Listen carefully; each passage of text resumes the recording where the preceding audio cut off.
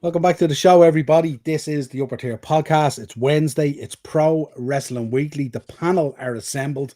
We got plenty to go through. Got some really good stuff for you tonight as well. But as always, we'll start with the panel. Kate, my man, how are you? Good, good, good. Looking forward to the show Good. tonight. And via Rome, Bren, talk to me. It's great to be here, Noel. I'm via satellite, via Rome. I've been to the Vatican today. I'm a new man, and I'm just really looking forward to this. And Emma's in the house. Very excited tonight, Emma. Guys, I'm so happy. I'm so excited. Let's get to it. Emma, I mentioned you on my reaction show the other day that you're probably the most happiest girl in Bray the other day Oh my when I God. did the reaction show. There you go. So you Oh, gotta it's you so gotta happy. you gotta shout out and a mention. So there you go. But we are going to be going through Saturday night's main event. We're going to be having a little chat about one Jey Uso and what might be going on there and all the conspiracy theories. So wrap that tinfoil around your head. We're going to be going through Raw. We're going to have to endure this 16-man, I think it is, John Cena tournament. Absolute torture. And then we're going to be talking about the first two matches of it are set. We're going to be talking about, Bren brought this up, the pillars of the era that you grew up in wrestling. Who were the pillars of that era for you personally? Then we're going to be looking for your biggest character flops. And we have a slide on that. And I have a very interesting one, being a big TNA fan. And then we got some breaking news from TNA. I got an email in today from Simon in the UK. And big news for TNA, but we will divulge that later. There you go. Making moves. In the chat, Ian's in the chat. Big up, Ian. Good to see you there, pal, as always. And Jonah Walls is in there. Beyond happy for Emma. There you go. There you go. Love hearts and everything and all. Right, so we start with Saturday night's main event. If you could, as folks as well, subscribe to the channel and hit the bell notification button and drop a like on it. And I want to see love hearts in the chat as well for Emma as well. She's super excited. Her weekend was absolutely perfect. Emma, it's only fitting you should bring us through Saturday night's main event. Oh, like what am I going to talk about? I don't know. Oh my goodness. Listen, Saturday night main event, amazing. Maybe I'm a bit biased here, but I really enjoyed it. Really enjoyed it. Will I go through one by one, or do you want me to just You can absolutely geek out? break it down, go through one by one, and if the boys want to interject with their comments on each one, we'll do it that way tonight because there's four of us. Grand. So I think I'm going to start off with Cody and Drew, obviously. We all kind of knew Cody was going to win, but I was really rooting for Drew. I really was. I was a bit sad he didn't win, to be fair. But again, I don't know. I just think the whole, obviously Cody's going to keep the title, but personally, I think it is very boring as such. I would have loved to see Drew win, but it was a good match. There's kind of no comments about that. The Jade Cargill and Tiffy match I thought was really short, but obviously that's because Jade is such a powerhouse, and you could see that in the match that she just squashed Tiffy. That was it. And I think we touched on that last week about, Jade Cargill's run is going to be like Goldberg. It's going to be she's squashing everybody. And after last week, I was kind of thinking, I wish Tiffany had kept the title, just because it was like kind of stock for her. It would have been great to see her beat Jade Cargill, keep the title, but I'm not unhappy with the whole decision. Obviously the Intercontinental title match, we all kind of knew Dom was going to win, and obviously with Penta, Rusev, I'd love either one of them to win. Part of me was thinking Rusev was going to win it. Like, part of me was kind of rooting there. I was like, okay, I think he's going to win it. But of course, we had typical Dom Mysterio, cheating his way through, of course. But I really enjoyed that match. I think that was my second favorite match, let's just say. And then, of course, we have our new heavyweight champion. Wait. Did you see how she just skirted through all those matches to get to that main event? Just skirted through them like they were prelims or something. Go ahead. Yeah. Continue. Yeah, the other match was great and all, but, very, very happy. CM Punk finally got the title. It was insane. Yeah, I'm so happy. It's so well deserved. Again, the first person this generation to hold the two different titles, which I think is great. It was really great to see. and I was sitting on the edge of my seat for this one because there's some points where I was like, right, they're gonna let Jey Uso win, and I'm not watching WWE anymore. Listen, upper tier, I'm gone. Fight Factory, I'm gone. Wrestling, no more. Going back to college, that kind of thing. But listen, CM Punk won. All is well in the world, There's and a lot yeah, on the line there. yeah. Absolutely. Mark, how are you, my friend? I just want to mention, Mark, actually, I didn't get the new profile picture today of you in the Real Madrid jersey that you sent me yesterday. I didn't get today's one, funny enough. I'm just waiting on today's Real Madrid profile pic to come through, yeah? Must have missed it. I wasn't on WhatsApp much today, though, but there you go. Keith, what do you think? Yeah, I agree with a lot what Emma said. Like Cody's match was good, but it's time for him to drop the belt. I'm just kind of a bit bored with him being champion. I would have liked Drew to just be given the title and give him a bit of a run. I can see Cody holding that title maybe till Mania by the looks of it now, because it's not looking like he's going to drop it anytime soon. To be honest with you, I wasn't really happy with Jade Cargill winning it. I personally would wanted her to just see how her heel turn goes and build on that for a bit. Now she has the look, she has the entrance, she has everything going for her. It's just for me, I don't particularly think she's ready right now to be a champion. Right now, Dom Mysterio, that was actually my favorite match of the night. I love the part where he like literally was just ringing the bell, and I was like, "What the hell is going on?" Until I figured out it was actually him. I thought that was hilarious. And then, yeah, like Emma said, I love when CM Punk won it. It's just, I'm so happy it was not Jey Uso for a change, to be quite honest, because I could not take another Jey Uso title reign. But look, it was a good, solid pay per view overall. Bren? All right, cool. A couple of things to say on this, right? Drop yourselves in, folks. No, look. I've got a bit of a problem, and it goes back to last week as well. Here's the thing: Cody's reign as champ is not boring, in my opinion. And again, it's just an opinion. If Drew had have won, I promise you, in January you'd be saying the exact same thing. Because I don't think a Drew title run at the moment is the answer. He's lost a lot of times. I take that. He probably deserves better, but taking the belt off Cody is mental. And I don't agree with it. Now, Poker Gambit, I don't what's Poker Gambit's name again? Ted. Ted is spot on. Look, Cody maybe going a bit of a heel run, but he's selling too much merchandise, all that stuff, right? So I just wanted to get that off my chest because I was watching last week and a couple of people turned around and said, well, Cody's thing is getting a bit boring. Drew needs to win. Completely disagree. I think Drew as world champion would be a lot more boring than what Cody Rhodes has I done. don't think so, Brian, because I think I don't Cody think is so. just rinse and repeat with Cody every single week. But it would be the exact same with Drew. It would be the exact same with Drew. In fact, look, Drew didn't get a first shake. He was champ during the pandemic area. But it would be the exact same with Drew. I get the feeling that Drew is a better chaser than he would be champion. It's kind of what people are saying about Cody. Now, again, look, lads and ladies, this is all just opinions. That's all it Yeah. is. However, I was listening to the show last week and I was raging. I wasn't on it. I was raging because I wanted to get in. The other thing about it is Jade Cargill becoming champ. Pull the trigger. 100%. I'm behind her with that. And I think Emma hit the nail on the head.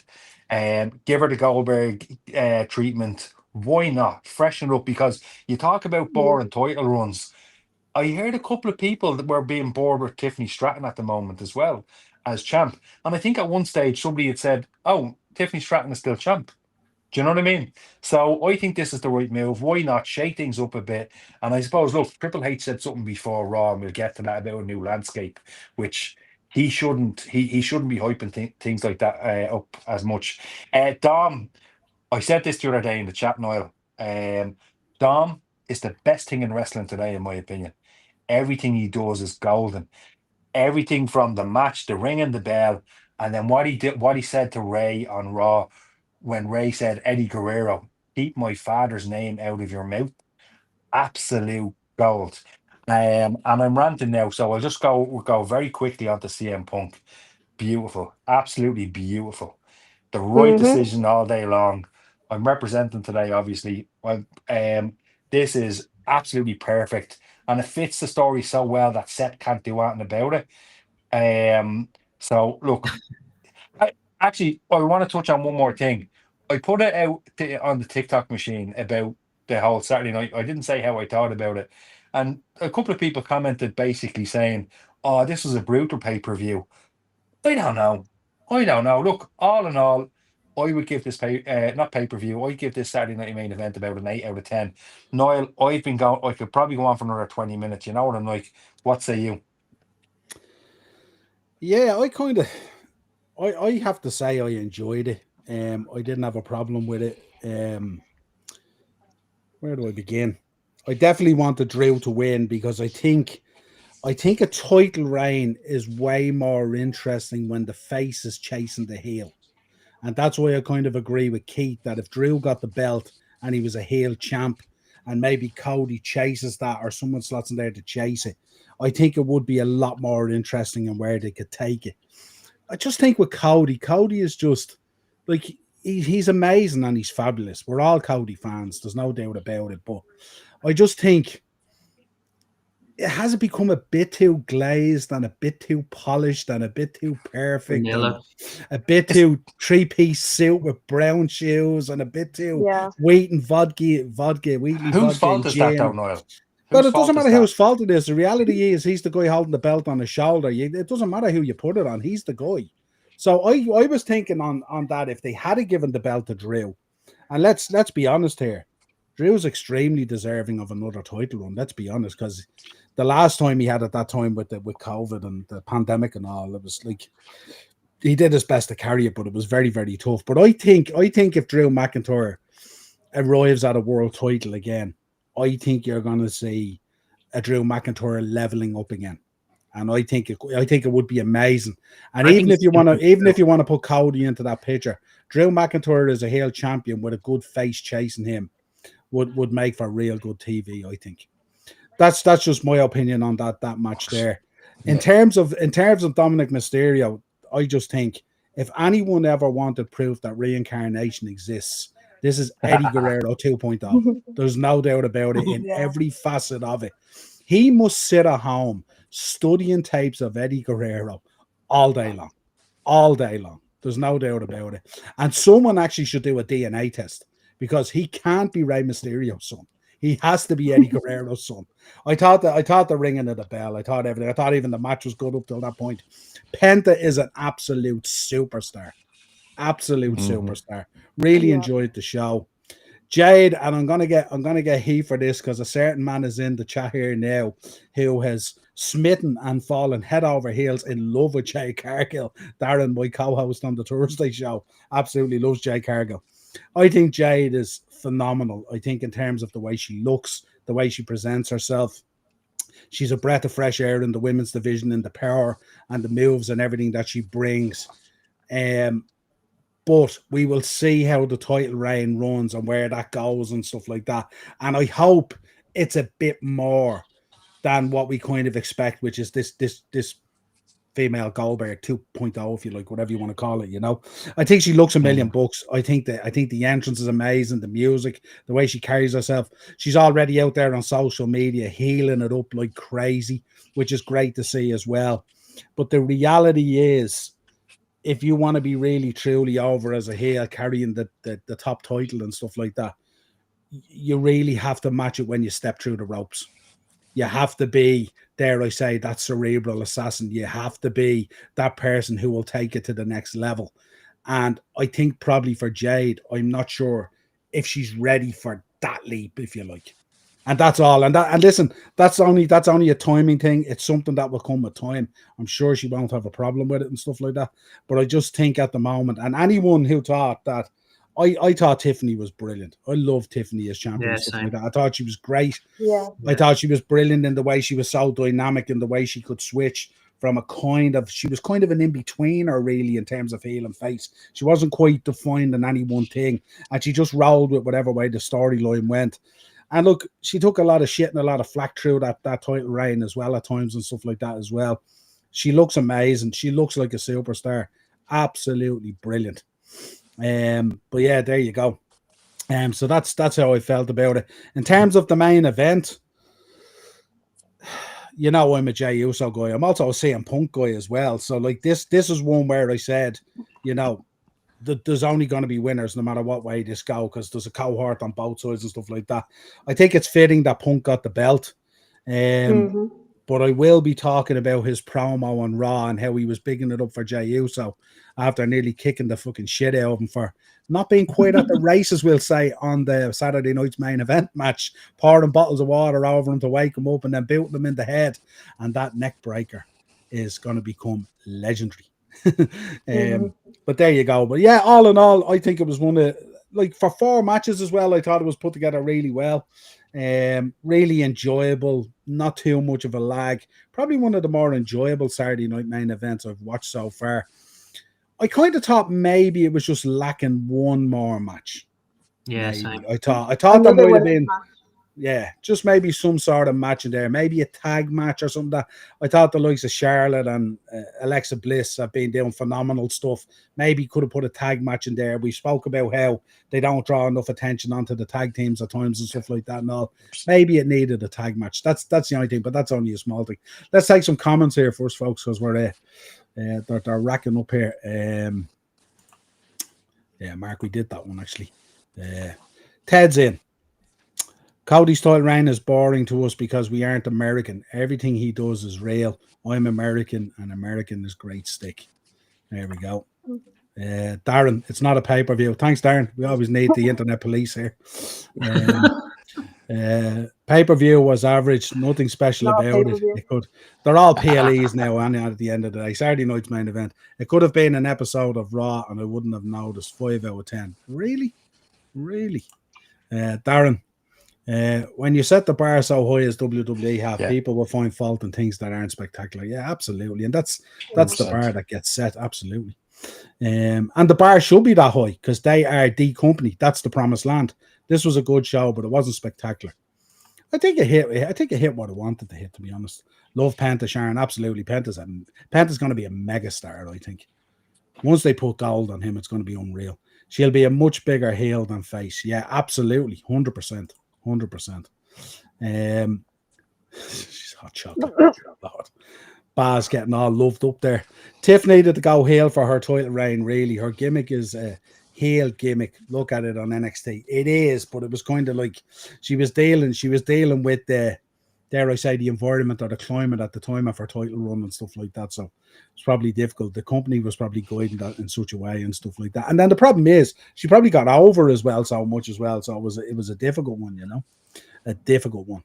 Right. Moving on from this, we want to talk about let's have a quick chat about Jey Uso and about Drew McIntyre and where we think they go from here now. Where's the trajectory or the direction in where they go? We heard CM Punk on Raw, and we will be going through Raw talking about, you know, thank you, Jey Uso, and the match and all that kind of stuff, which really I think was just like throwing shade, to be honest. Look what I have and you don't like. Yeah, but it was also kind of thanks for the good match, as in it wasn't a good match, you know, really. Where do you think both these guys are going to go now? Emma, tell us, Drew, where does Drew go from here now? He's gone to the edge of the cliff so many times, or the top of the mountain, and they just don't push the button on him. Yeah, I don't know with Drew because I think I was just rooting for him to win so bad. I wasn't kind of thinking, but I mean, like, he could go after the title. He's probably going to have a little, you know, a little side face off with someone else maybe. It'd be great, you know. I don't know who he's going to be with, really. Maybe, you know what, I wish Jacob Fatu was still there because I think that'd be kind of cool because they're both so powerful and stuff. But I'm not too sure about Drew. Jay now, I think maybe they'll do something with Jimmy, definitely. I think they're going to, you know, set that off now that he doesn't have the title.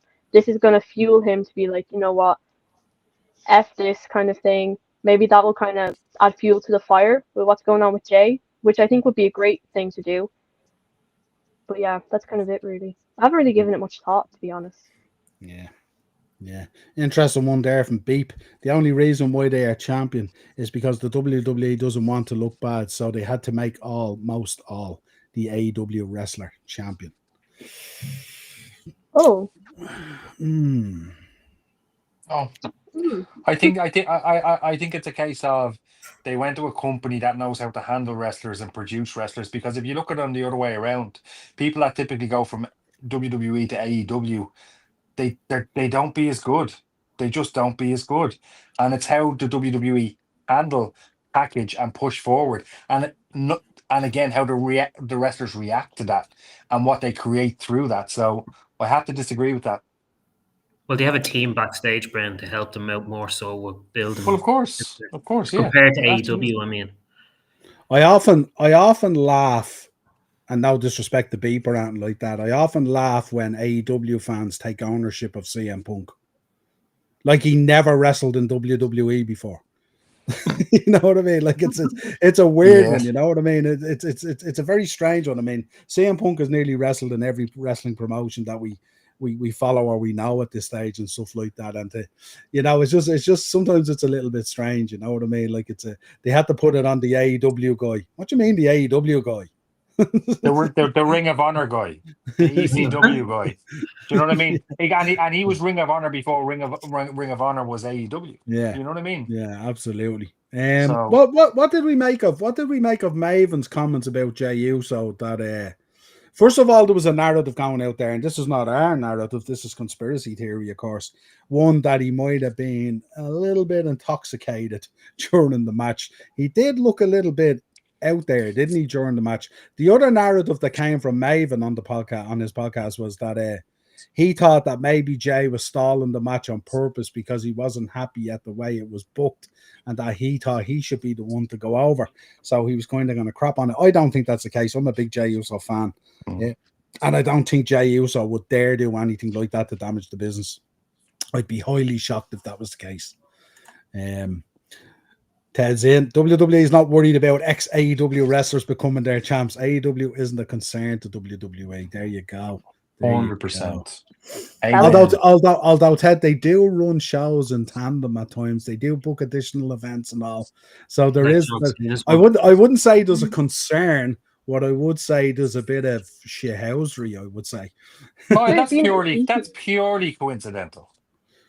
Well, no, it can't be purely coincidental if you invent a new PLE on the day of an AEW show. That's not coincidental, you know. That's Triple H FedExing your release to your wedding. That's not coincidental. I don't care what anyone says. Okay, coincidental. I'm willing. I go with conspiracy theories all the time. I love that stuff. Yeah. I ain't going with this one, but yeah, I just thought it was an interesting narrative that was out there. But we shall see. We shall see. We also have to look, Noel, who's putting out that narrative. Maven. I think he's doing Maven over the last few months has come out with some tripe. When Maven started off doing his thing, it was kind of cool. And then all of a sudden, he's no different than some of the wrestling websites that literally put no news articles out. Just no news articles. He's useless. WWE don't give a flying F what Maven is saying. And to be honest, either do I. Cause like at this stage, I mean, I think I've wrestled as much as Raven at this stage, and I went to 3 training seminars. See the new Bubba Ray for you, is he? You mean Maven, not Raven, obviously. What did I say, Raven? Because Raven. I think you said Raven there, yeah. I wouldn't think that's the case. I would also say as well, you turn on wrestlers quicker than Paul Heyman. What's going on there? Like, what's the story with you? You turn on wrestlers quicker than Paul Heyman. What's going? I don't. I say it as I see it, and I see it as I say it. That's it. Come on. Yesterday's gravy is today's poison with you sometimes. What's going on there?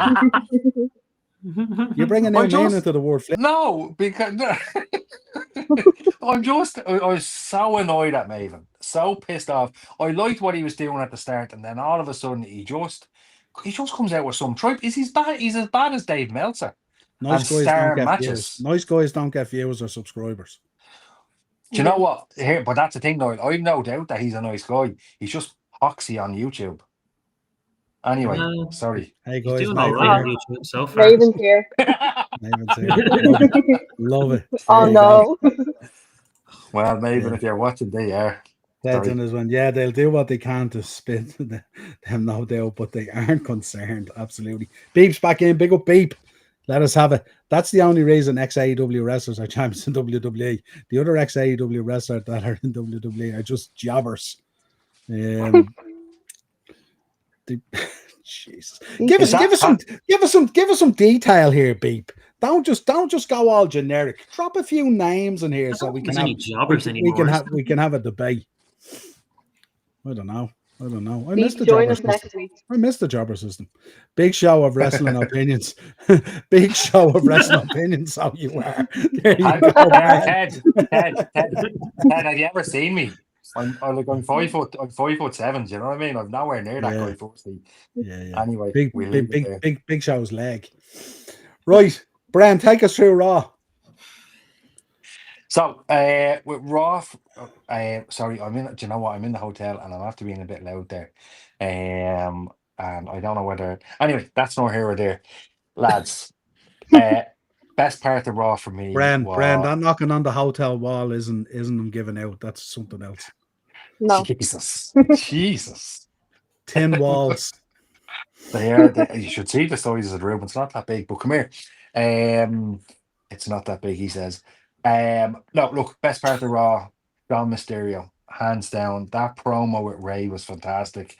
I'm not a big Ray Mysterio fan, to be honest with you. It's just not my style of wrestling. I'm more.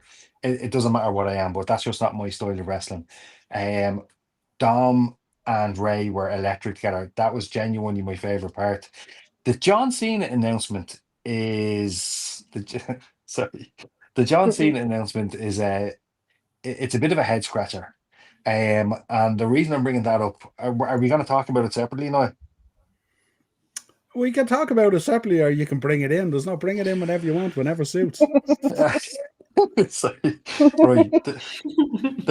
I'm just going to throw this out there, right? Imagine him, Mark. Imagine him on the PlayStation. Imagine playing the game on the PlayStation. Good Lord. Do you know what? Turn around the Mysterio heel and everything in Hollywood. Head case. An upper tier PlayStation tournament. It's happening. It's 100% happening. We're gonna go live, and it's gonna be WWE 2K25. It's do you know what? We have to plan it, or maybe WWE 2K26. I'm going off the subject. The Logan Paul thing. I don't.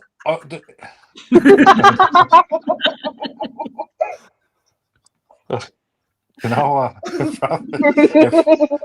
It probably is, and here's me worried. Mark, love it. He's on it tonight. Marcus. Go on. Go ahead, Bren. Sorry for distracting you there. Maybe the other people are. Here, look, I see a squirrel. I'm like the dog out of Up. I'm like, squirrel. No, the CM Punk's promo was solid. I kind of seen shenanigans. Like the dog out of Up. When Logan Paul came out, even after Logan Paul got splashed, I was kind of thinking, this is a bit strange. There's no way they're turning this guy into a good guy. And then when the end happened, and when Logan Paul turned on CM Punk and he gave him that dig, the initial reaction was, oh, okay, he's joining the Vision. I don't think he is. I think this move was strategic just for War Games. I just want to put that out there. I think this is just a War Games thing, and I think Logan Paul is. I could be wrong. I think he's going to go off and do his own thing, and I don't think he's going to be part of the Division. I think this is purely just a War Games thing. But look, it was all very good. So what do you think the idea was then of handing Heyman the Nooks? Probably again. I just think it's I think it's going to be dropped. Honestly, I could be wrong. But I can see Logan Paul going off on his own. I don't see. I think this is just strategically. I think this is just a War Games move. Strategically, Seth's going to be out for a while, isn't he? He is. But I don't think Seth has anything to do with it. I just don't think at this stage they're probably not going to add to it. But he said he's going to be out for 6 months, didn't he? He actually came out and said that. Well, Thank God. they're going to have to add to it for War Games, are they? If they're going into a War Games match at Survivor Series, Well, they they're have not to do going it in soon. with But this. that's precisely my point. I think whatever happens with division now between now and War Games is just for War Games, and then after War Games, I think everybody goes their separate ways. That's what I think anyway. In terms of the best moment on Raw for me, two things: the AJ Styles Dragon Lee tag match, incredible, absolutely incredible, blew the roof off, just unbelievable. But Dom Mysterio to me, I said it a few minutes ago, I'll say it again. Keep my father's name out of your mouth in relation, which links up to what you said, Doyle, in relation to him mentioning Eddie Guerrero. It's just the Raw overall for me was a really decent Raw. I really enjoyed it. I think we've had a really good few days of wrestling. And like that, even Penta was fucking. Oh, sorry, I'm cursing again. Penta was deadly. I thought the women were really good as well. I just thought this was a solid episode of Raw and Oil. I enjoyed it all round. What say Ollie E? Keith, Mhm. Ted spot on here. If Logan is ever going to be world champion, Heyman in his side is the way for it to happen. Be absolutely electric. And what it does as well is it allows for Seth Rollins to come back as a babyface, which would be very cool, I think. Yeah, and I'd be open to that as well. I don't know. Something tells me it's not part of the bigger plans for now. Right, Keith, what'd you like? I did really like the Dom Mysterio and what that Bren said, but for me overall, I absolutely loved the Becky promo. That was fabulous. That was great. She was just so good in that. They need to do. I think for next week with the Stephanie Vaquer and Nikki Bella situation, they need to turn her heel next week because we're not far off Survivor Series, and I feel they need to push the button on that pretty soon if they want to do something with that. Which they are. You can see that they're planting it. Look, El Grande Americano, I don't care about, to be quite honest with you. Penta, I really enjoy it. The Dom Mysterio thing, great. I think now, I was thinking the Charlotte and Alexa Bliss and all that, when they came out, I was thinking, oh, that could turn into maybe a triple threat tag team for Survivor Series for the titles. But now I'm thinking it's probably going to be a War Games match with them against the Judgment Day and probably someone else in there. The Logan Paul thing when he first came back, I was like, oh, it's like, really, what are they going to do now with Logan Paul? And then when he came at the very end where he used the brass knuckles, I was thinking it wouldn't really make sense for him to be going to division. So like what Brandon's saying, it's probably going to end up like probably a War Games match or something like that we're going to have. And then they're just going to separate after that, which I'm fine with, I'm cool with. I would like to see probably Brock Lesnar involved in that pretty soon. And then probably Austin, what's his name again? Theory, yeah, sorry, to come back. So the setup, because they do. How many weeks is left until Survivor Series? Is it 3-4 weeks? November 29th, isn't it? Yeah, It is. November Yeah, 29th. Yeah, just over 3 weeks. Yeah, Three so and a I half. think they would need to do a bit more, I think, for next week, which I'm, to be honest with you, the lineup for next week, I'm actually really looking forward to. Do you know, with the matches, and I know we're going to be talking about the John Cena thing, but look, I don't know about the John Cena thing. I don't know if it's all just going to end up being with Gunther facing him, which I don't particularly want that to happen. Again, I've always stood by that. I wanted Braun Breaker to be the one to be the last match because I think it would benefit him more than Gunther. Just my opinion. Yeah, overall, Raw was a decent Raw. Like, I'll give it about like an 8 out of 10. I quite enjoyed it. You know, there wasn't many faults in it, but I just think they need to start pushing the button a bit more for next week with a couple of storylines. That's the only criticism I have, really.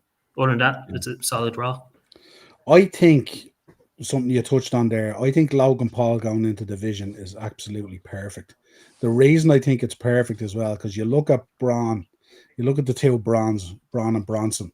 Yeah, They're kind of over as well. So you've got a cohort in the audience there. Some will boo, some will cheer, but they're not garnering that real heat. And I think by Logan Paul going in there, Logan Paul brings that real heat then to the group. And I think that's where he can be used at his best, and especially with Heyman at his side as well. But would they need him though? Because when you look at it, Niall, when the two Bronze come out, they look stellar. They look amazing in their entrance with the gear and everything. I just love. I don't think Logan Paul doesn't look. Logan Paul looks fantastic as well when he comes out in his gear and stuff like that. It's just the other night was kind of Raw on Monday night was really the prelude to the introduction. So he was there just to knock out CM Punk and then present the Nux to Heyman. So what he was basically there, what he was doing is he was tipping the hat to Heyman and saying, I'm your guy. I'm a Paul Heyman guy. Don't be surprised if you see Logan Paul coming out now with I'm a Paul Heyman guy shirt on him, like what CM Punk used to do. So it's coming, and this is the narratives that are set. But I think with Logan Paul, when Logan Paul comes out, I wouldn't say he gets Jericho heat, but he gets real heat there that you can grab onto and you can work with and stuff like that. Jericho was just different gravy. Like people just, they wait outside stadiums to want to kill him and pull him out of a Jeep and stuff like that. No. But I think if you put Logan Paul in there with the vision, I think you'll get that crowd escalating it up. And it will be fed across the three of them and stuff like that, because even us as wrestling fans, when Breaker does his thing and Bronson Reed does his thing, we're popping for it. So we're kind of not really the heelish element of that is really the man in the suit that stands in the middle, really. He garners the heat there, really. Braun and Bronson are amazing. But it's a certain kind of, again, it might be a little bit too polished or something like that, where Logan Paul brings in that kind of you don't deserve to be in here kind of thing. You're not really one of us. You're not really that guy kind of heat. You know what I mean? And I think he can bring it to a different level as well. And I expect over the next few weeks, you're going to see a massive uplift in the vision with Logan Paul going in there doing absolutely crazy stuff, I would imagine. I think Breaker's gotten better on the mic as well. Just a little touch. Yeah, no, it's not a question about on the mic. The problem is the way he wrestles and the impact he has and the way he hits those spears and the way he works and stuff like that, we pop for it. We can go, oh, that's amazing. When he hits those spears and he goes nearly 360 in the air, we're going, oh, Jesus, wow. You know what I mean? We're not going, boo, that way, so it's kind of like, so it's, I think they need someone in there who probably just hasn't really been fully accepted by the audience yet, but yet still very talented and still well capable of doing stuff. I think Logan Paul and Paul Heyman could do amazing things together. I really do. I think we will bring hate to a different level on that, and I think it's really, really good. And I think it will spread towards the two boys as well, because they can pull onto that real heat coming in as well and work with that as well. Now, do you think they're going to do a match with Dom and Ray again, or do you think that was just like a one-off type of deal that they were doing there? I don't know. Do you think there would be an appetite for it? No, not for a 50-year-old Ray, no. Well, it's not necessarily that, and let's be honest here. We have to show huge respect to Rey Mysterio. I know, I love Ray. He's been a phenomenal wrestler and stuff like that. He is coming to the tail end of his career. He can still show up and he can still do some really good stuff that most of us wouldn't be able to do. And he looks absolutely phenomenal as well, considering he's been wrestling since he was in diapers. And he's now, close to 50 or whatever it is, and he's still doing it. It's absolutely phenomenal career and stuff like that. But I just think, I don't know, has Dom, dare I say at this stage, leveled up a little bit from that? He surpassed Rey Mysterio, in my opinion. I won't go that far now. Oh no! Yeah, I will die on that cross. He's better than Rey Mysterio has ever been, in my opinion. I won't go that far now, Brent. And he is because he's been a good babyface and he's the best heel in the company at this age. By the time in the next 10 years, he will far eclipse his father. And I think that's a different conversation, isn't it? A different debate. That you could be correct. Yeah. There's no doubt about it. But I think at this stage in his career, to put his career up against Rey Mysterio, all those titles that he held, all those phenomenal matches he had in WCW, ECW, and stuff like that, and all. Rey Mysterio has had an absolutely stellar career. He's hung in there with big men, with small men, with legends. Like you think about the matches Rey Mysterio has had with Batista, with Randy Orton, with all these different absolute royalty of wrestling and stuff like that. Hey, Brandy, you should watch the Halloween Havoc '97 match. That's a phenomenal match. But what I think is what Dom has demonstrated is he can do the Rey Mysterio babyface act. He can do that in his sleep all day. He can moonwalk through it, but he can also be the best heel in the company. And look, maybe this is a good thing about Rey Mysterio. Rey Mysterio could never be a bad guy. ever, not in a million years. And maybe that's kind of a credit to him. And look, Niall, I think you're right. I think it is a different conversation because I'm kind of looking far. But I do think that Rey Mysterio's time is coming up, like you said. Why not give his last match to Dom? Like if I was Dom's, if I was Rey Mysterio, that's how I'd want to go out. My shoulders pinned on the mat by my son and ride off into the sunset. Hugs it. No, I nearly said hugs and kisses because that would be weird. Just hug. We leave it at hugs and then we'll take it from there. Maybe, I don't know. I'm jumping the gun a bit. To be fair, I'm jumping the gun a bit. I think he's the greatest little man wrestler of all time. If that makes sense. Well, you can be guaranteed anyway that no one's retiring before WrestleMania in Saudi Arabia. That's for sure. That's for sure. If you still have a heartbeat and your arms and legs still work and you can wrestle, you ain't retiring until you're at the back end of that WrestleMania. That's for sure. 100%. Anything you want to add, Emma, on Raw? I'm kind of agreeing with you about the Logan Paul and the Vision thing, just because I feel like at the last live event we had, Roman Reigns and Bronson Reed, I think the audience were kind of captured by Bronson Reed because it was so hateful at first, but now Braun Breaker and Bronson Reed, like, they do have people cheering for them, and that's not what the Vision's supposed to be about. And Logan Paul is such this character, he's such like, I'm me, I'm, the best and stuff. To bring that in there brings back the hate for the Vision. With Paul Heyman as well, it brings it all back. It'll tie it all in together. I have to say, AJ Styles and Dragon Lee, phenomenal. Definitely my favorite match. And I'd love to see Stephanie Vaquer and Nikki Bella. I'd love to see a turn somewhere. Definitely Nikki Bella just before War Games, because I feel like they really need to push the button now and get everything started for a great War Games. And yeah, that's kind of it really. It was a really great Raw. Yeah, it amazes me. Like, I mean, we're all in on Penta because he looks a megastar, Penta and stuff like that. But I don't think, obviously on this show we do, but I don't think Dragon Lee gets enough credit. He's absolutely sensational. And I think he just goes under the radar. I'd say he's a great guy to have on your roster because you can just go up to him and he'll just perform and he'll show up, and you could change a card, you could change things last minute, and he'll just go out there and perform. And he's just a consummate professional, really, and stuff like that. But I think of those luchadors that have come in, I think obviously Penta is kind of the big one, and he's come in and it's a tackler. Now he has Pyro in the ring and everything. Oh, now and you can see the company's really getting behind him and stuff like that. But Dragon Lee, absolutely sensational as well. As well as JD McDonough is fabulous in the ring as well. Yeah. The future. Absolutely. Yeah. Another part of the future. Do you think they're building Penta as the next Ray in some sense? No, I think they're building them for something way bigger. Yeah. I think they're building them for something way bigger, I think. Right, let's get our thoughts quickly. I'll scoot through the first slide of it because we don't need to really endure it. But we'll go to this. These are the first two matches that are booked for this 16-man tournament, John Cena. This comes across as just being real filler to get to middle of December for the lane game, isn't it? How do we feel about this? I'm looking at these four here. Out of these four, the only one I'm thinking is Rusev, and only if Rusev had the IC belt. I don't think any of these four face Cena. No. Not a chance. No way. And in fact, I actually think, look, I think that we heard the rumor that there's going to be a tournament, and we heard the rumor that Gunter's going to win it. And I think I don't think WWE are silly. I think they seen the reaction to it. So I think regardless of what happens in this tournament, they can always pivot. And I think it was said earlier on, it'll probably be an NXT guy. I don't really see it. Somebody said Joe Hendry the other day, and in another chat I'm in, and Noel, I think you said it as well. It's not going to be Jericho. Jericho, his contract isn't up till the end of December. But I think it's Joe Hendry as my money at this stage.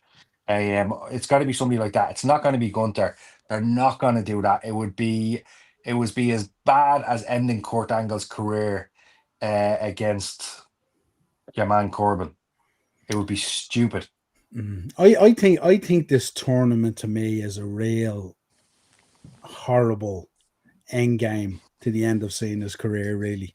I think what Yeah. they should have done was they should have picked someone, whoever it's going to be, and what they should have done is they should have built it up and let it run for 6 weeks and build it up really, really strong. That it's like, this is like, those brilliant video packages that they put out, seeing his career, pulling on your heartstrings and all. And I know you guys on the podcast, for a lot of us, it's going to be a tough night. We are doing a watch along for it, and it's going to be a tough night to see that man retire in the ring.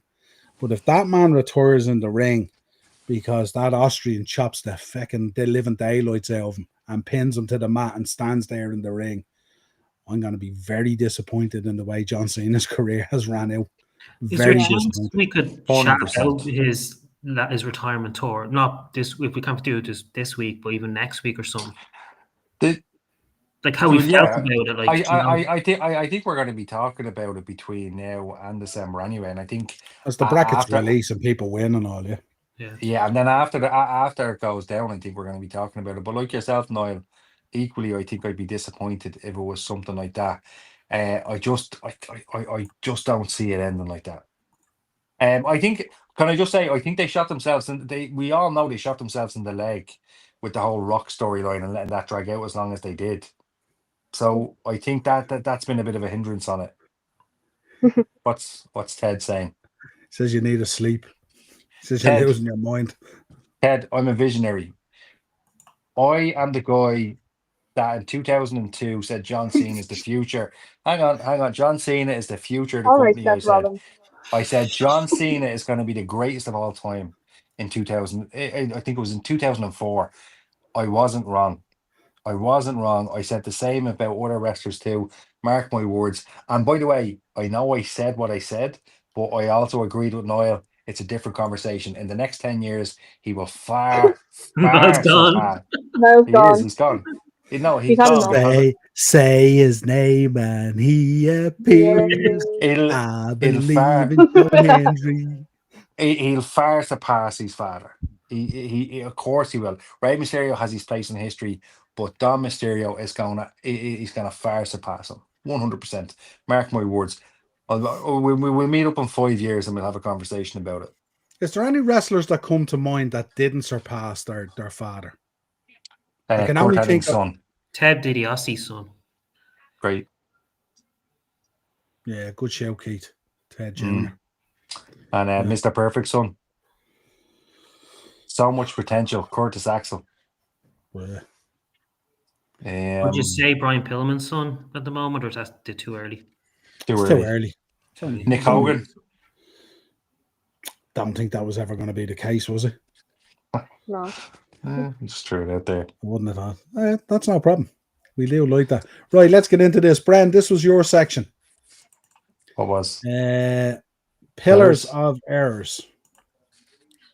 Yeah. I mean, it's funny because we were on the same wavelength. You put that into the chat, and I've just been working on another slide about the 4 pillars of each generation. And it changes. Like, as we know, wrestling opinions change. They can change by the hour. I grew up with Hulk Hogan, Macho Man Randy Savage, Rowdy Roddy Piper, and Mr. Perfect, Rick Rude, Jake the Snake. And it's so difficult to pick a pillar of 4.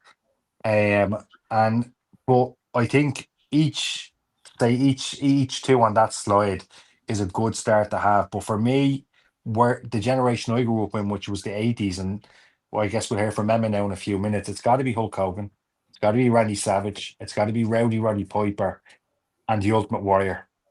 Well, even let's take it from this point of view, okay? Let's have a look at the 2 characters that are there in each decade, or whatever way you want to look at it, right? Yeah. Do you agree that they are kind of the 2 guys that come to your mind straight away in those periods of time? Not for Taker in 2000s, no. I think definitely Hogan and Macho Man in the 80s is a very good show. Now, inarguable.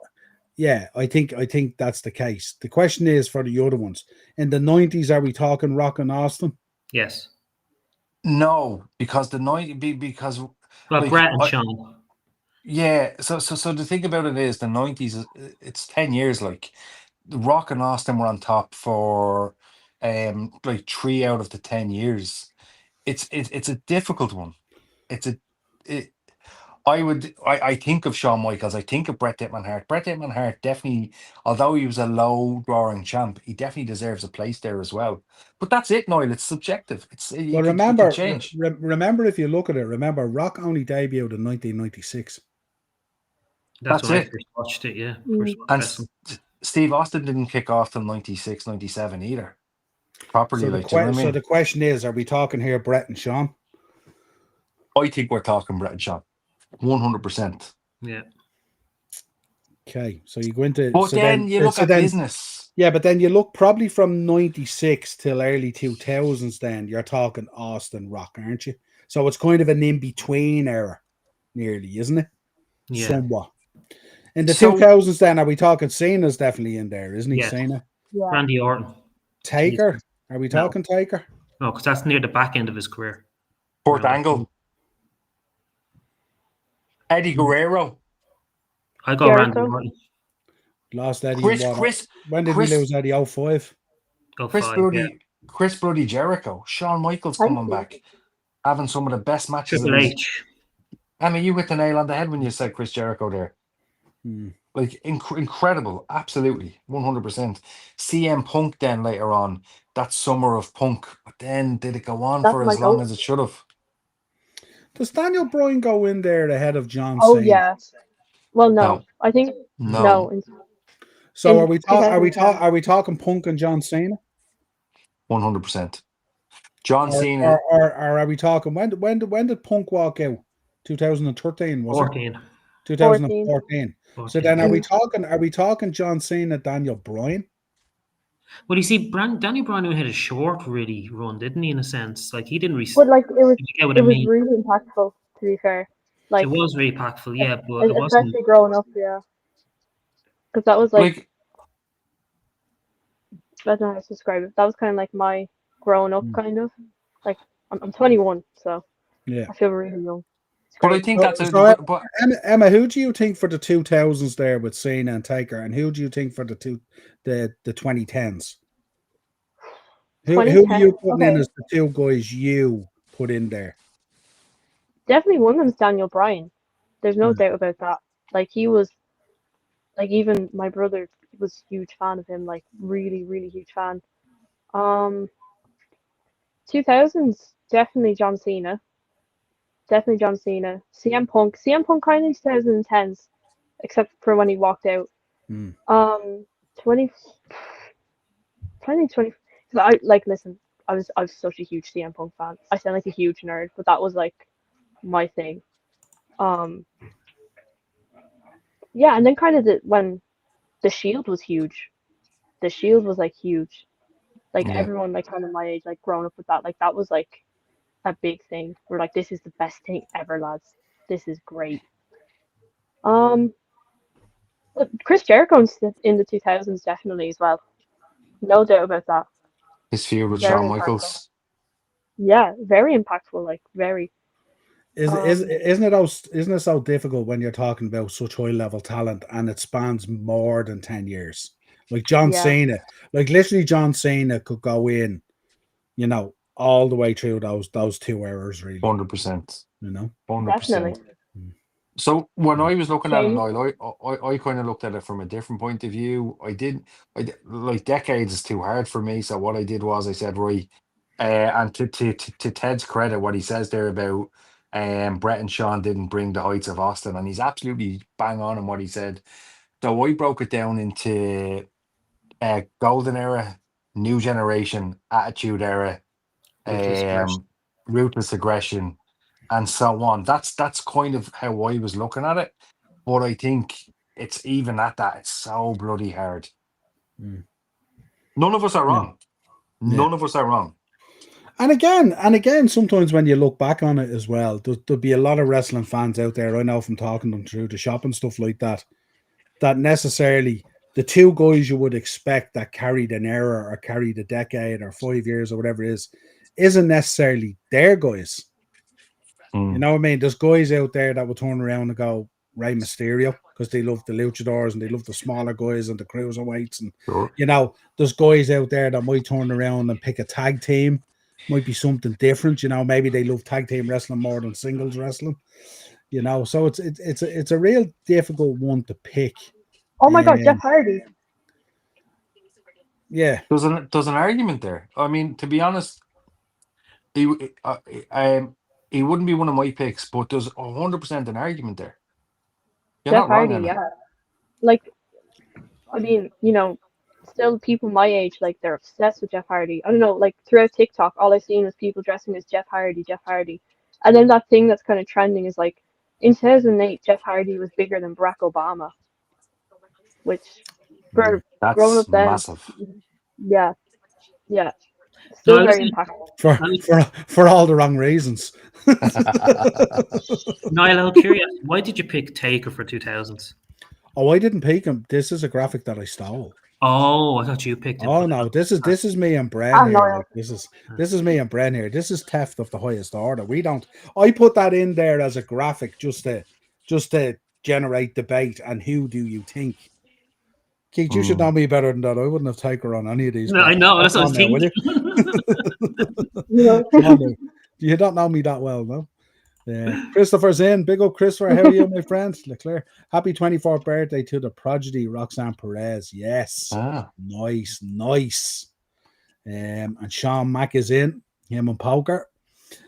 Apologies, I've been in and out of the stream, but that is diabolical. Great shot. Baz is in. They just put up a load of cream hoodies on the US site. One of this is the CM Punk from last week on Raw. Cracker of a hoodie. Gonna be up all night now getting messages on Instagram. Yeah, I'll take one. That's what we do. He is amazing. I do love Jeff Hardy, in fairness.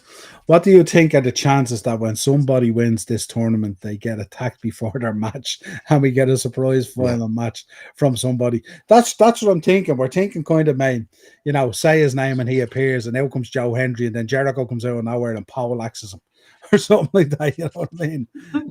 I don't know. Maybe something like that. I'm all in on that head. Yeah. I don't know. And I do love Joe Hendry. I don't think it would be any of these four. Yeah, definitely not Sharon. It won't be any of those four that we had up there in those first matches. 2000 should be Edge and Jeff Hardy. Edge, folks. Edge.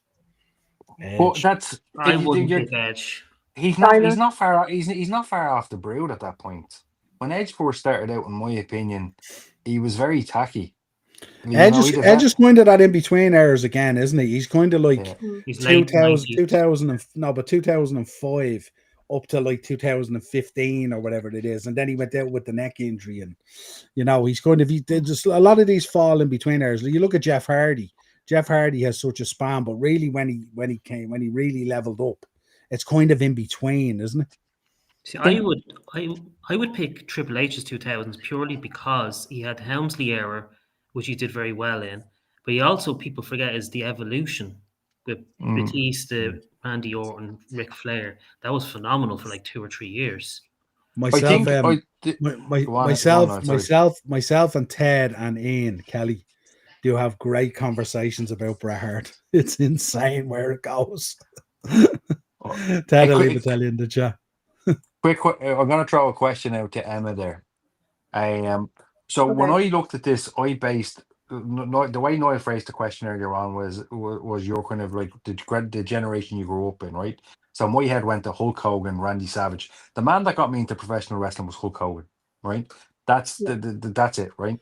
So who was the first wrestler that got you not only into wrestling that made you say, yes, this is what I bloody love? Who was that for you, and have you mentioned him as a pillar?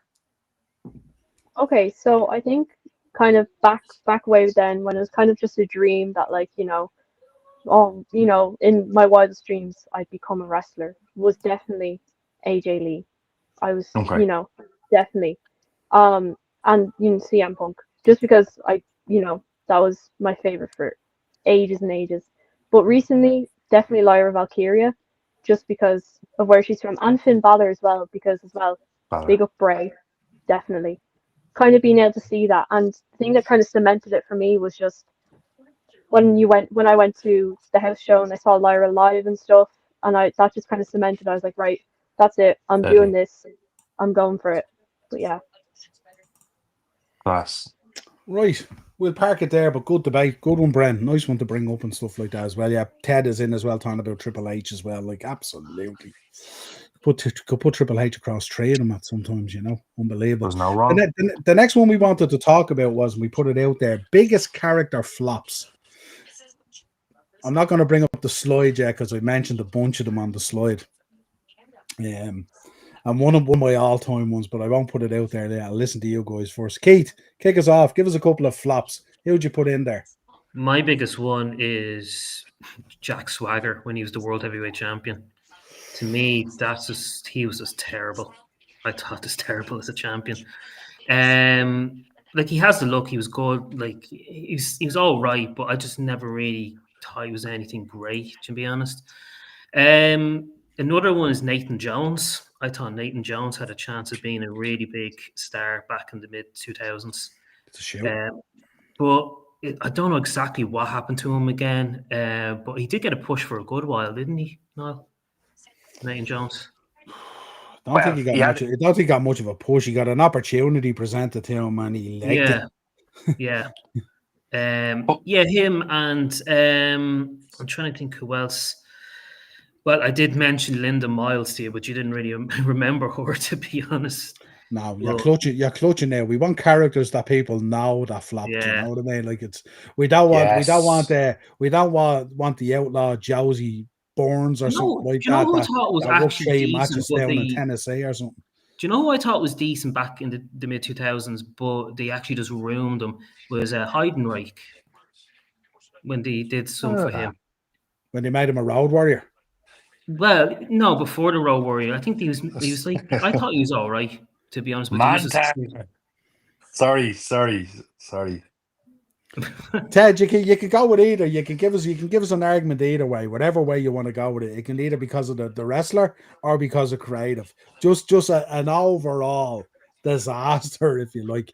Did I or did I not predict this? 90s is 100% Bret, Austin, or Michaels. One conversation without any of them. Yeah, we were. Do you know who I think wasn't really a flop, but I thought she would have done well if she didn't get pregnant. Was Awesome Kong. Awesome Kong would have had a great chance, I think. There you go. Dar is in. Dar's giving a good man to a great shout, Mark. Dar's in. Mordecai. I liked him, but went nowhere with him. Company never got behind it. Sure, he didn't. It should have been huge. Mark is in as well. When you see the slide, just a laugh, lads. Mark is in with the Shockmaster. Remember the Shockmaster? Good Lord. Yeah. Absolutely. Bren, any for us? Hardcore Holly comes to mind, which is a bit of a mad one. But I think they could. Yeah, I think. Well, he could have been bigger. I think. I wouldn't have called Hardcore Holly a flop. Maybe a bit of a bastard and a bully, but not a flop. Not a great take, to be fair, based on the question. Yeah, maybe Ted was right, because I was kind of thinking could have been bigger. Do you know what I mean? When you first asked that question, honestly, Mordecai came to mind. Yeah, I think Mordecai could have been massive. I think if they had to pull the trigger on him, he could have and should have been a lot bigger. Kevin Thorne. I know he's Mordecai, but Kevin Thorne when he's a vampire. You know who else as well? Marcus Vaughn. What was he? Alex Riley. Great shape, Daniel. He was Monty Brown, wasn't he? Monty Brown in WWE. The Pounds. No, he's Monty Brown in TNA. He was Marcus in TNA Vaughn or something, wasn't he? In WWE. Yeah. Marcus Carvon, I thought was going to be massive. You thought he was going to be huge, but there you go. Tugboat wasn't a flop. Phil. Who? Tugboat. Somebody said Phil. Phil said Tugboat. Phil said Tugboat. Yeah, there we go. Ian's giving us one. Lex Luger in WWF for sure. Great shout. Yeah, that's a great shout, Ian. Good shout. And Phil is saying Tugboat. Well, he went on to be, I think so. Tugboat didn't do too badly. He went on to be Typhoon. You know what I mean? Now, he also went on to be the Shockmaster, as we know. So what about Vader? As a flop? Yeah. In WWE, WF. I think Vader's biggest issue was confidence issues, from what I can see. and from everything that I've seen from Dark Side of the Ring and all that. I think in WWF he was just misunderstood, and I'm going to leave it at that. I'm not going to expand any further on that. Check out Dark Side of the Ring, lads. Yeah, that's all I'll say. He was misunderstood. I don't know whether you could call him now. Now, listen, we don't. This doesn't necessarily have to be WWE either, you know what I mean? Because we are talking to Shockmaster and all, you know. So, there was a list that was compiled. Emma, have you any others or any come to mind? Lads, all I say is you may warn me of the questions because I'm here like, oh no. Shelton Benjamin, I think. As a flop. Well, Emma, I get where your thinking's coming from Yeah. because he should have been world champ. Yeah, too early for his 100% time, kind of. Yeah. all day long. Well, if Yeah, that's the case, then Dolph Ziggler should have been a you flop. wouldn't regard Shelton Benjamin as a flop, would you? Like, just because he didn't reach that top belt doesn't mean he was a flop. But I think Lads, it depends you on may your warn me. definition of. It depends on your definition of flop, Niall. Though, if you're in wrestling, if you're into WWE, you want to be world champion. And look, for some people, not being world champion is enough. Just being in the WWE or being in any company. I'm generally talking about wrestlers that had the potential to do something and it just died on its cross base. What about Dolph Ziggler? Call Dolph Ziggler a flop. No, Would world you? A champion. flop? Dolph Ziggler No. Dolph Ziggler for a decade in there was probably one of the best workers in the place. Yeah, He was but up there, work level. He was up there with Jericho again. Like, I mean, I'm not talking about guys who didn't become world champions. We spoke about that last week. I'm talking about actual biggest character flops. You know, Alberto like you can't have a conversation with the Shockmaster and have a conversation with Dolph Ziggler. Yeah. Like Dolph Ziggler was he's phenomenal. An unbelievable wrestler. Just because it didn't hit the straps when it should, and when it did, then it was too late. That's a company thing, but I wouldn't have regarded him as a flop. Dolph Ziggler's work in WWE is absolutely phenomenal. If you look at his work rate, we talk on this show about JD McDonough and how good a seller he is and a feeder and the stuff he does for lads in the ring makes him look $100. Dolph Ziggler made a career out of that for a decade or more in WWE. He was phenomenal. This is a guy who came from the Spirit Squad, remember? Unbelievable, like, you know what I mean? A group that was made for Kenny. So that brings up Kenny should have been bigger. So Kenny's probably the biggest flop of the Spirit Squad, which is a good show, actually. What about Chris Masters? Again, would you call him a flop? He was kind of halfway there living on a prayer, like, do you know what I mean? He didn't do too badly. Scotty Steiner. Yeah, again, remember, we're not just necessarily talking WWE career here. Remember, we're talking about, you know, we're talking about things like we're talking about, say, Mordecai. We're talking the Shockmaster. We're talking the Red Rooster. Everyone knows Terry Taylor was a very good wrestler. We're talking about the Red Rooster. You know what I mean? There's a list here. Remember Kazarni? Kazarni's on the list. Kazarni should have been way bigger. Insane. Should have been way bigger. When you said it as well, the one Billy Gunn came up, but based on the parameters that you've just said, Billy Gunn is not a flop. But the character at the multiple time world tag team champion. How could you be a flop? But the character, the one Billy Gunn, like, again, I'm kind of changing the goalpost there, to be fair. Yeah, you're talking about that wedding, yeah. Billy and Chuck. That was, but that actually 3-minute warning.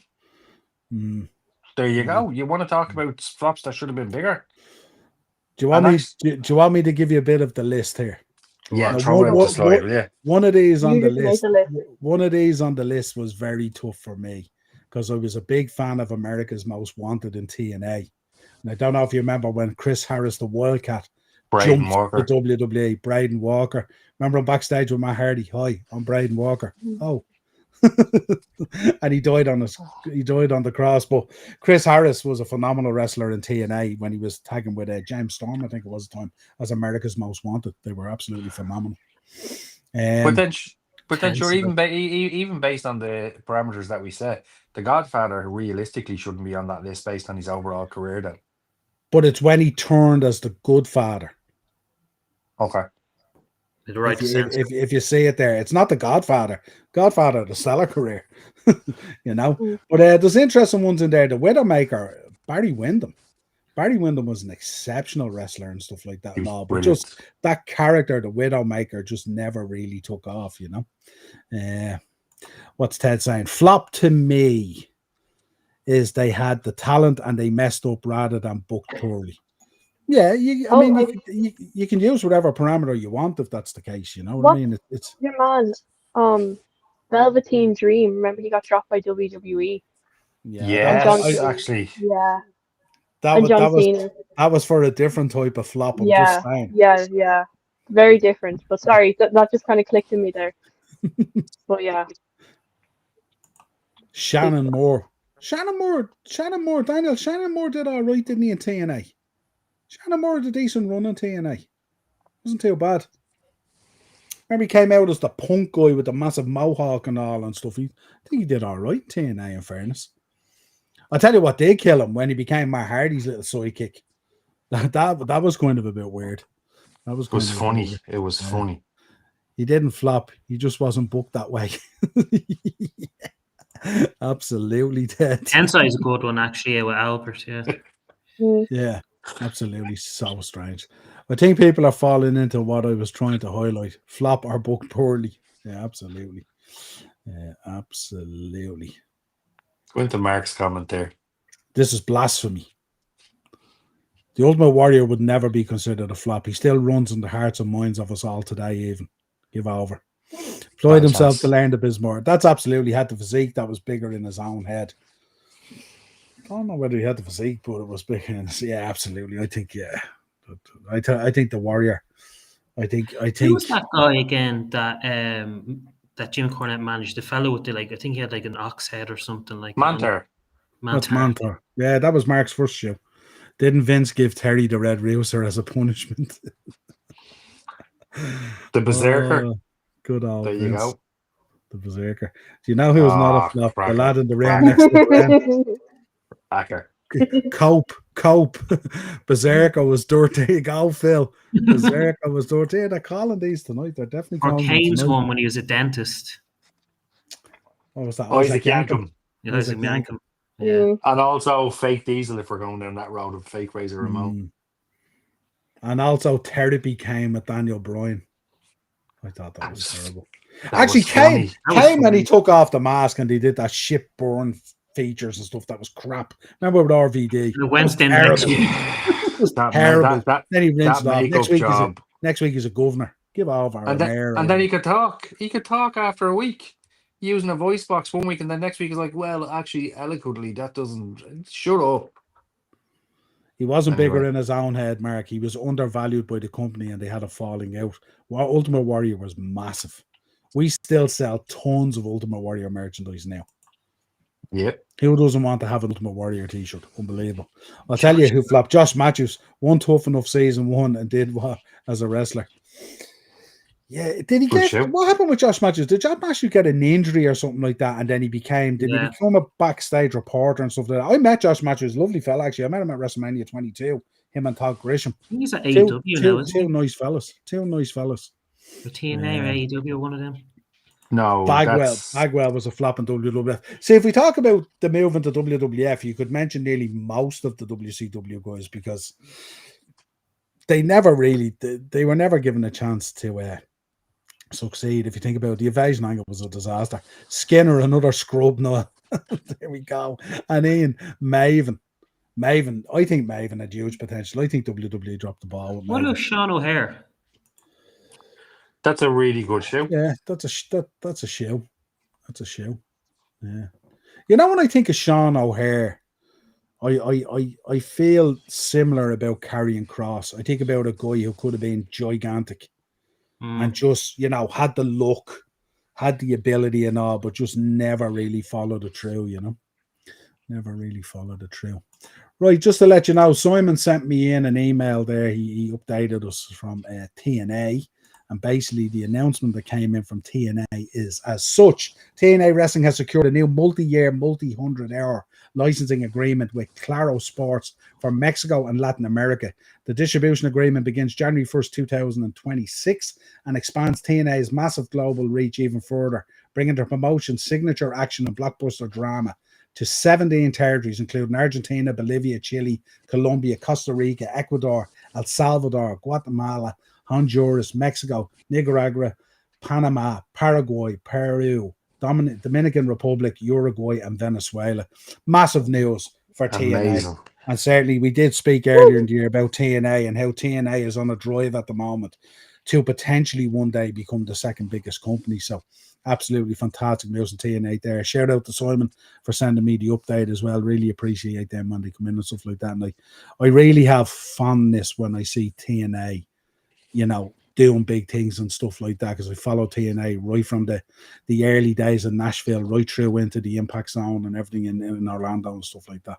And how many times, Niall, have they been declared as dead? Well, I think it's And for easy them to come back, but for them to come back and to see where they are and the stuff that they're doing today, TNA is absolutely amazing. Yeah, stellar. I'm over the moon to see that. Yeah, absolutely. Test could have been huge too, only for politics. Yeah, that's definitely a shout. Definitely a shout. Certainly wouldn't have called him a flop though, but certainly Test has had every makings of a star and stuff like that. Similar, yeah, absolutely. I always was a big fan of Lance Cade as well. TNA need another Dublin show. They do, Daniel. They do. Lance Cade went too soon. I know we haven't not the topic, but what about Bobby Roode? Again, I mean, in the bigger spectrum, he was good in TNA. He was massive in TNA. So, like based on the parameters we set, I don't think he's that much of a flop. And he's got injured as well. He had a good NXT run as well, didn't he? Really good. Kind of didn't do much when he came up to the main event, though. That's the only issue. A glorious run. Yeah. Phenomenal. Yeah. Sometimes maybe it just doesn't transcend up onto the bigger stage. We've seen it before. I mean, point in case the Ascension. The Ascension were phenomenal in NXT. When they brought them up onto SmackDown or whatever it was, they just died.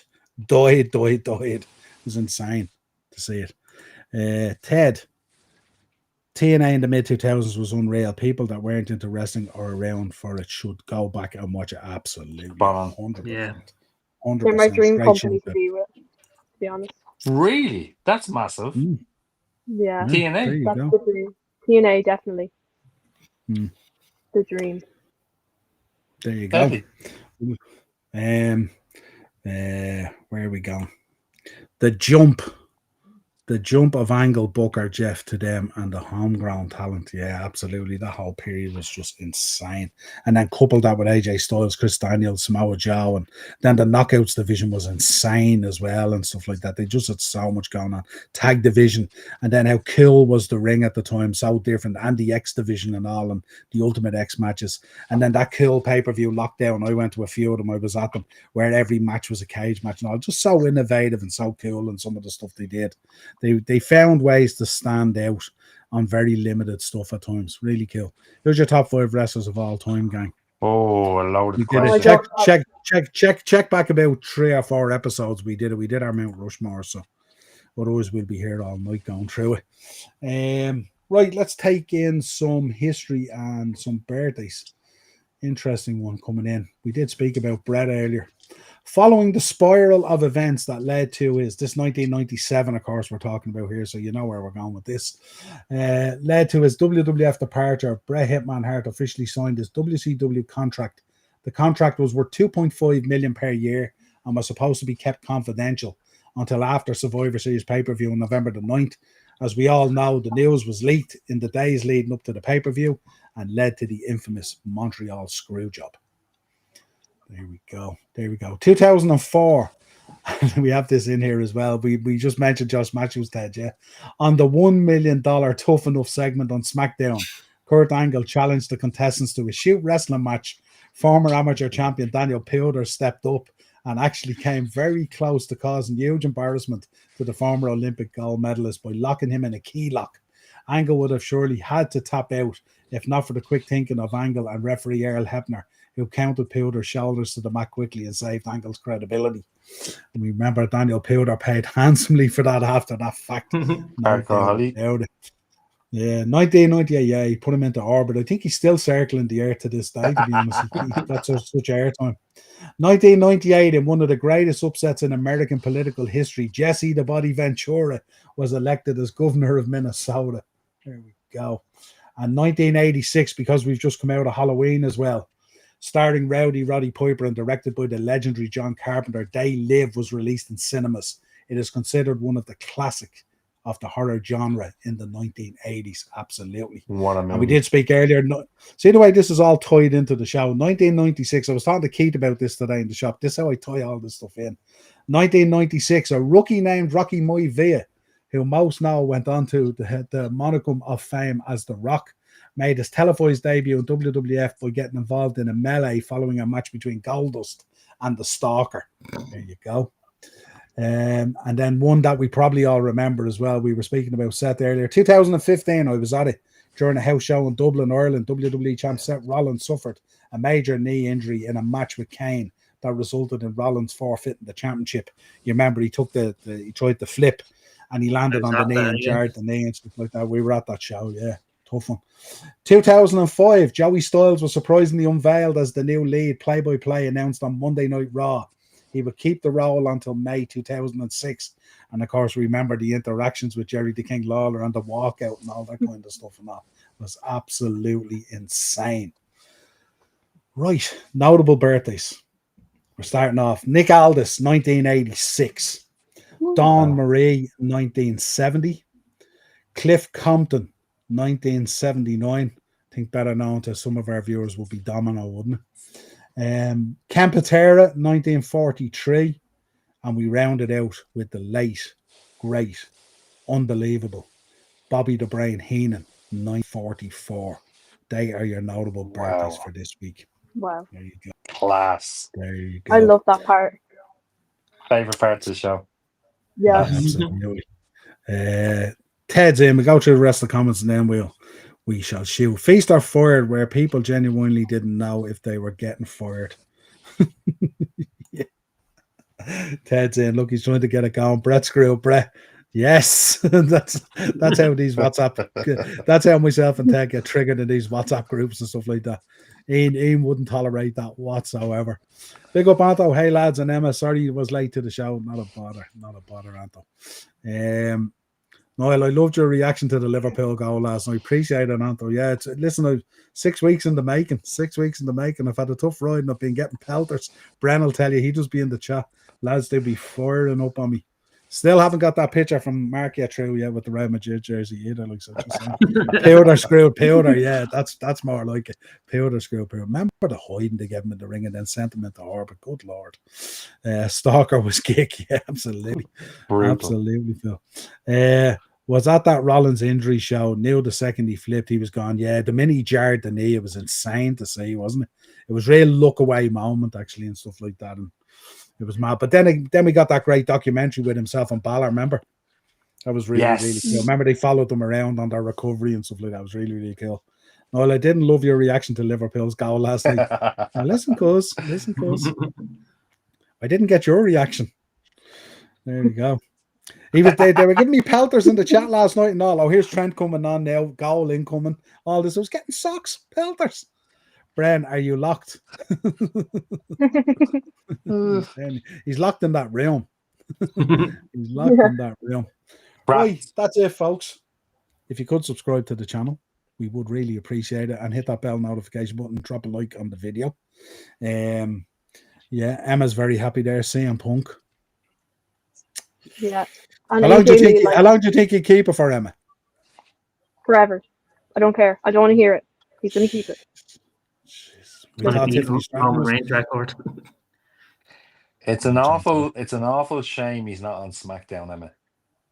Considering that we're going to have a SmackDown show in the next couple of weeks. I'm jumping the gun a bit here. But there's a SmackDown show coming up from the upper tier, and basically it's just an awful shame that CM Punk isn't on it. But look, we'll survive. We'll survive, and we'll bring the bacon. Absolutely. Whatever that There's a means. lot of new shows coming over the next week, folks. Keep an eye out. We've lined up all the panelist guests, all getting individual shows and stuff like that, and also keep. I'm gonna have like a show just for CM Punk. That's okay. That's okay. Only messing. We love you, Brian. Anto, you're gone off the Christmas list. You're gone off the Christmas card list. Doesn't matter. No coming back from that, Anto. That was pure heel there now. Doesn't need to pay extra for the show. He's getting from next door in the hotel. I set it up. Should have said that. Yes, I love Jey Uso too. Yeah, absolutely. Right, folks, take care. Have a safe week. I'll be back tomorrow night with Darren, hopefully. And then Friday, I may do a along for Bray versus Waterford because I am a Bray Wanderers man and they're on the cusp of promotion. Yes. So we may do that. And then I'll see on Sunday, I may tempt fate and do another watch along for Man City versus Liverpool, but we shall see. Cult of personality. Oh, right. Look in my eyes. What do you see? Sorry. Wow. Please continue. You don't have to stop. Don't stop now. Yeah, there's no Sean here, so we're all right. Yeah. Thank God. Sharon, I would have absolutely loved to watch that match with you, Emma. There you go. Well, you have the opportunity to join us for John Cena's last one. We will be doing a watch along. That's probably our next wrestling watch along, folks. So keep an eye out for that. There's going to be somewhere in the region next week of probably 4 new shows going up. So keep an eye out for them as well. You're going to be getting a bit of AEW. You're going to be getting NXT. You're going to be getting some top 5 lists. And you're also maybe getting a bit of footage from one Coliseum. You're not getting off the hook, Bran. Sorry. But until next time, folks, stay safe. Have a good week if you can't join us on the podcast. And we will talk to you again real soon. Big shout out to the panel as always. Great job. Talk to you again real soon.